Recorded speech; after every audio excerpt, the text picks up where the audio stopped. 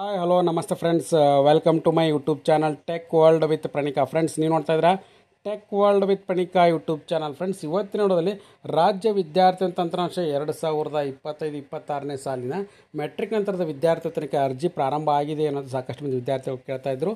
ಆ ಬಗ್ಗೆ ಒಂದು ಬಿಗ್ ಮತ್ತು ಗುಡ್ ನ್ಯೂಸ್ ಅಂತಲೇ ಹೇಳ್ಬೋದು.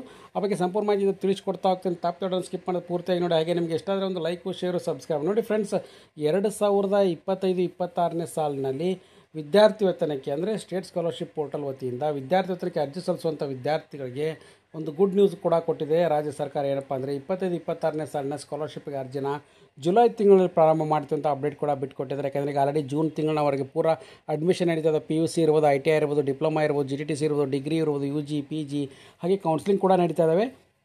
ಪ್ರೊಫೆಷ್ನಲ್ ಕೋರ್ಸ್ಗಳಿಗೆ ನೀಟ್ ಇರ್ಬೋದು, CET ಇರ್ಬೋದು, ಎಲ್ಲ ಎಕ್ಸಾಮ್ಸ್ ಕೂಡ ನಡೀತಿರೋದ್ರಿಂದ ಈ ಕೌನ್ಸಿಲಿಂಗ್ ಕೂಡ ನಡೀತಾ ಇರೋದ್ರಿಂದ ಎಲ್ಲ ಕೆಟಗರಿ ವಿದ್ಯಾರ್ಥಿಗಳಿಗೆ ಜುಲೈ ತಿಂಗಳ ಮೊದಲನೇ ವಾರದಲ್ಲಿ 2025-26ನೇ ಸಾಲಿನ ಸ್ಕಾಲರ್ಶಿಪ್ ಅಪ್ಲಿಕೇಶನ್ ಸ್ಟಾರ್ಟ್ ಆಗುತ್ತೆ. ಹಾಗಾಗಿ ಯಾರ್ಯಾರು ವಿದ್ಯಾರ್ಥಿಗಳು ಅರ್ಜಿ ಸಲ್ಲಿಸಬೇಕಂತಿದ್ರೆ ಅವರೆಲ್ಲ ವಿದ್ಯಾರ್ಥಿಗಳು ಕೂಡ ಡಾಕ್ಯುಮೆಂಟ್ಸ್ನ ರೆಡಿ ಮಾಡಿ ಇಟ್ಕೋಬೇಕು. ಏನೇನು ಡಾಕ್ಯುಮೆಂಟ್ಸ್ ರೆಡಿ ಮಾಡಿ ಇಟ್ಕೋಬೇಕಂದ್ರೆ ಇಲ್ಲಿ ನೋಡಿ ತೋರಿಸ್ಕೊಡ್ತಾ ಇದ್ದೀನಿ ನಾನು.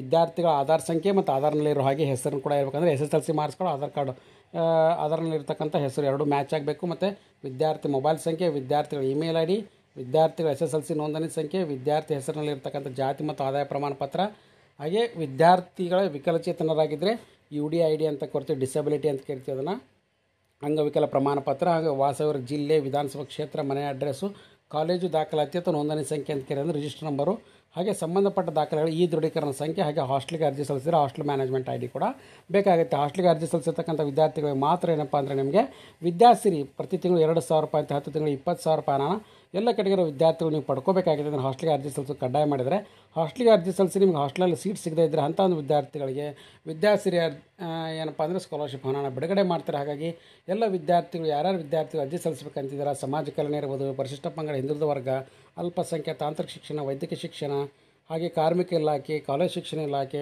ವಿಕಲಚೇತನ ಕಲ್ಯಾಣ ಇಲಾಖೆ, ಇವೆಲ್ಲ ಕೆಟಗರಿ ವಿದ್ಯಾರ್ಥಿಗಳಿಗೆ ಅಂದರೆ ಆದಷ್ಟು ಬೇಗ ಏನಪ್ಪ ಅಂದರೆ ಡಾಕ್ಯುಮೆಂಟ್ಸ್ನ ರೆಡಿ ಇಟ್ಕೊಳ್ಳಿ. ಮತ್ತು ಅದ್ರ ಜೊತೆಗೆ ಜುಲೈ ಮೊದಲನೇ ವಾರದಲ್ಲಿ ಪ್ರಾರಂಭ ಆಗುತ್ತೆ. ಇದೊಂದು ಈಗ ತಾನೇ ಬಂದಿರತಕ್ಕಂಥ ಬಿಗ್ ಅಪ್ಡೇಟು.